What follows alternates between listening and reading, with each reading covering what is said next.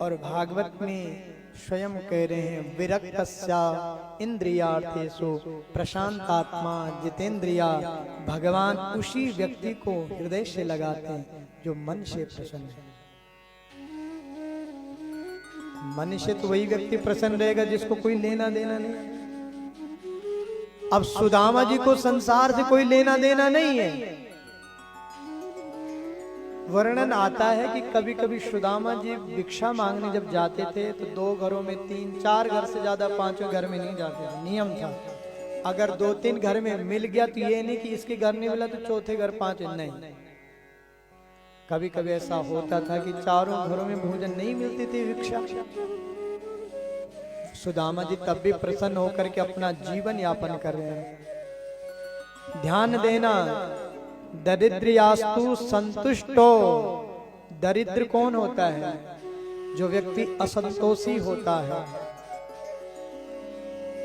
जो सदैव संसार से कामना करता है, वही व्यक्ति दरिद्र है। सुदामा जी की संसार में कोई कामना नहीं है। सुदामा जी तो भगवान के लाडले भक्त हैं, परम भक्त हैं। आज सुदामा जी अपनी पत्नी के साथ 1 नहीं 4 बालक हैं। पत्नी का नाम सुशीला है। अपनी कुटिया में रहते हैं, भगवान का भजन करते हैं और इतनी बड़ी जान पहचान है। जगत के पिता जिनके मित्र हैं, सृष्टि के पालन करता, श्रृंगार करता, सृष्टि को बनाने वाले जिनके मित्र हैं, लेकिन कभी भी सुदामा जी ने भगवान के सामने याचना नहीं की। और फिर हम कहते कि भगवान की सुदामा जी बहुत गरीब थे, सुदामा जी बहुत गरीब थे। सुदामा जी ने कभी भी भगवान से मांगा नहीं। सुदामा जी जो हैं भगवान के अनन्य भक्त हैं, अनन्य मित्र हैं। सुखदेव जी कहते हैं, वर्णन आता है, सुदामा जी जब अपने परिवार के साथ हैं, कई दिनों तक बच्चों को भोजन नहीं मिल रहा, लेकिन बच्चे भी समझदार होते, परिस्थिति अनुसार बच्चे भी ढल जाते, वो भी देख लेते हैं माँ बाप के संस्कार जो उनको उसी तरह ढलने। सुदामा के बालक भी सुदामा जैसे हैं। आज सुशीला सुदामा जी के चरण दबा रहे हैं और सुदामा जी केवल वर्णन करते हैं, प्रशंसा करते हैं गोविंद की कि मेरे मित्र हैं से, मेरे मित्र वैसे। सुशीला ने कहा, जब आपके मित्र इतने अच्छे हैं तो एक बार मित्र से मिलने चले जाओ। सुदामा जी ने एक गुरुकुल की घटना के बारे में बताया। देवी, मैं तुम्हें एक छोटी सी बात बताता हूं कि कृष्ण कितने दयालु हैं, कितने बड़े दानी हैं। कहा, जब मैं संदीपनी मुनि के आश्रम में पढ़ता था, तो एक दिन मैं समिधा लेने के लिए वन में गया हुआ था, लकड़ी लेने के लिए। गुरुकुल में नियम होता है सेवा करना। समिधा लेते लेते सायंकाल हो गया और मार्ग में जंगल ही जंगल थे, गुरुकुलों के आसपास जंगल ही होते थे।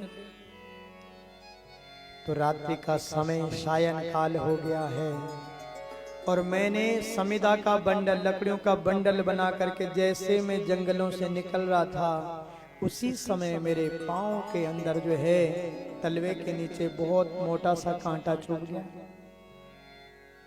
उस समय ऐसे तो होते थे नहीं कि बड़े बड़े सूज हो, आराम से आप गुरुकुल जा रहे हैं। आजकल के और तब के बहुत अंतर है।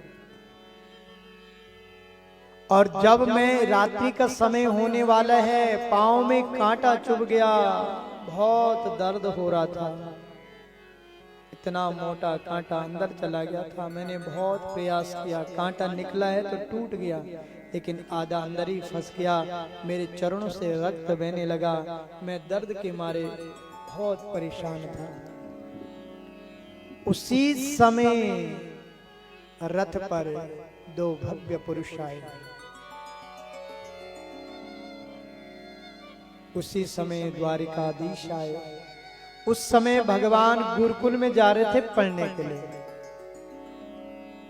और जैसे उन्होंने सामने देखा मेरे को, मैं झाड़ियों के बीच में पड़ा हुआ था, लकड़ियों का बंडल मेरे सामने पड़ा हुआ था, द्वारिकाधीश उसी समय अपने रथ से उतरे और तुरंत मेरे पास आए। अभी भगवान से मेरा कोई परिचय नहीं है, कोई जान पहचान नहीं है, मैं तो भगवान को जानता नहीं था, लेकिन दया के सागर उसी समय मेरे पास आए और मेरे चरण को अपने गोद में गोविंद ने लिया। और भगवत प्रेमियों, भगवान ने बहुत प्रयास किया, भगवान के कर कमल, भगवान के हाथ जब मेरे चरण में लगा तो मेरा आधा दर्द भाग गया है। मैं भगवान की तरफ देख रहा हूं और कृष्ण मेरे चरणों की तरफ देख रहे हैं। मैं मन में विचार कर रहा हूं कि यह व्यक्ति है कौन, न मेरी से जान न पहचान है, कौन है। लेकिन भगवान के स्वरूप को देख करके मैं बहुत प्रसन्न था। जब कांटा नहीं निकला तब भगवान ने मेरे चरण को ऊपर उठाया और अपने दांतों से भगवान ने उस कांटे को निकाला। और वह कांटा, जो चीज टूटती नहीं तो फिर हम उसको दांत से तोड़ते, दांतों से जब निकाला तो मैं बहुत मंत्र मुग्ध हो गया हूँ। मेरे हृदय पटल में आज भगवान की प्रतिमा बस गई। मैंने विचार किया कि गुरुकुल में रह करके आज तक कोई ऐसा परम मित्र नहीं मिला जो मुझसे इतना प्रेम करता हो। और भगवत प्रेमियों, आज सुदामा जी आनंदित हो गए हैं। सुदामा जी ने देखा भगवान ने सुदामा जी के हाथ पकड़े, हाथ पकड़ करके सुदामा जी को रथ में बिठा दिया। लकड़ियों का जो बंडल बना हुआ था भगवान ने रथ के पीछे रख दिया और सुदामा जी को लेकर के भगवान धीरे धीरे संदीपनी मुनि के आश्रम में। ये पहला परिचय, अभी भगवान से ज्यादा वार्तालाप नहीं हुई। इतने दयालु हैं गोविंद। और भगवत प्रेमियों, तो भगवान की ऐसी विशेष कृपा होने के बाद आज जो है सुदामा जी अपना जीवन के बारे में बता रहे हैं कि किस प्रकार भगवान ने जो है मेरे ऊपर कृपा की। देवी, गुरुकुल में आकर के भगवान के साथ मेरी मित्रता हुई। एक दिन हुआ, भगवान के स्वभाव को, भगवान के प्रभाव के, भगवान के रूप को देख करके मैं बहुत प्रसन्न हुआ। इस प्रकार भगवान ने, देवी भगवान सदैव, भगवान केवल और केवल 64 दिन गुरुकुल में रहे।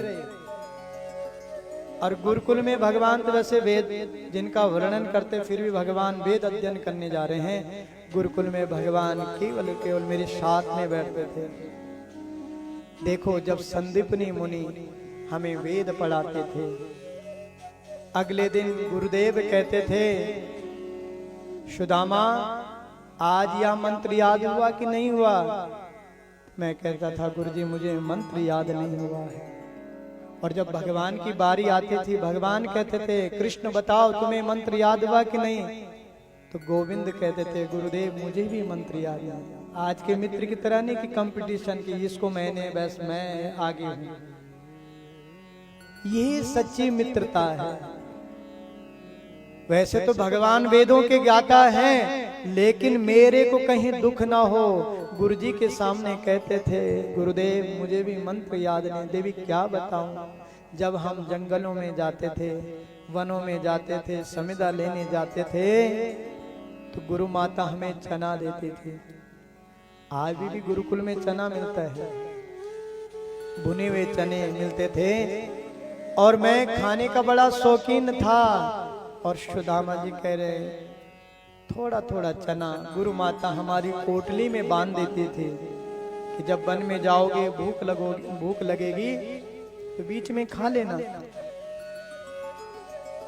लेकिन देवी, मैं जब लकड़ी काटता था तो मुझे भूख लगती थी।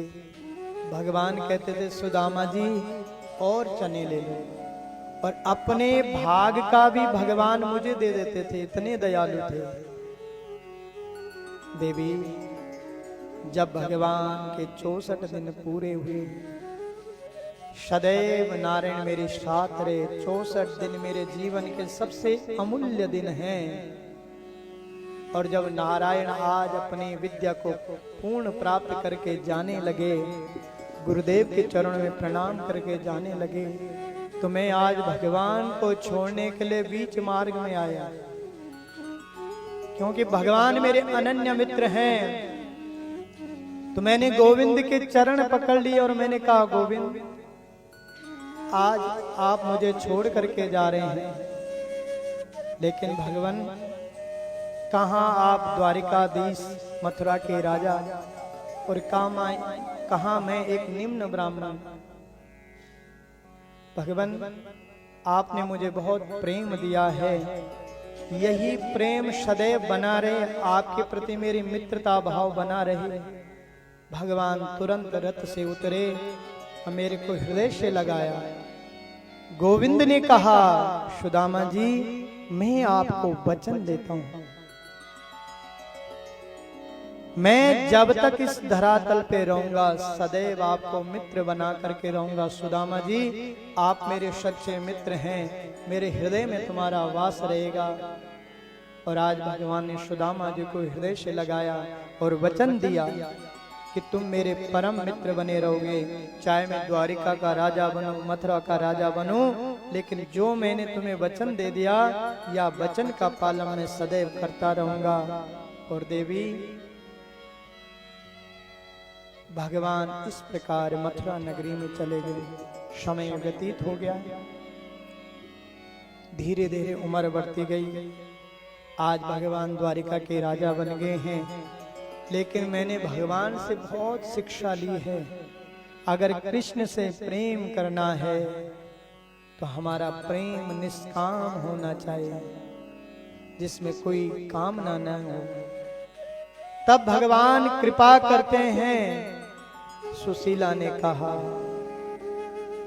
महाराज, पंडित जी, जब भगवान से आपका इतना विशेष प्रेम है, हमारी बात को मानो, एक बार आप भगवान के दर्शन करके आ जाओ। अब जैसे सुदामा जी थे सरल स्वभाव के, उसी प्रकार पत्नी का स्वभाव भी बहुत सरल था। आप जैसे घर का वातावरण बनाओगे तो परिवार का वातावरण वैसे ही बन जाता है।